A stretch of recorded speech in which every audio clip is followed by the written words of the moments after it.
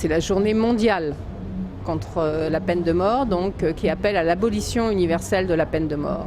Cette année, le sujet de la journée est l'assimilation de la peine de mort à la torture. C'est un traitement cruel, inhumain et dégradant. C'est le plus cruel, plus inhumain, plus dégradant. Il y a 58 pays donc, qui sont encore rétentionnistes. Il y a donc 139 pays qui sont abolitionnistes, soit dans la loi, soit en pratique. Mais il reste 58 pays qui conservent dans leur code la peine de mort. Parmi le G20, il y a 4 pays qui exécutent.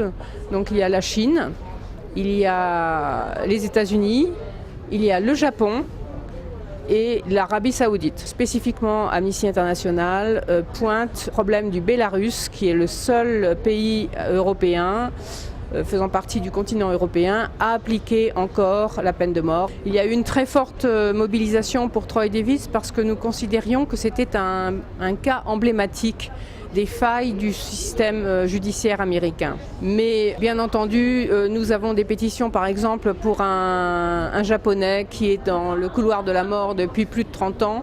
Il faut savoir qu'au Japon par exemple, les conditions sont tellement épouvantables dans le couloir de la mort que les condamnés ne savent jamais quand est-ce qu'ils vont être exécutés. Donc tous les matins, ils se lèvent en se disant c'est peut-être le dernier jour.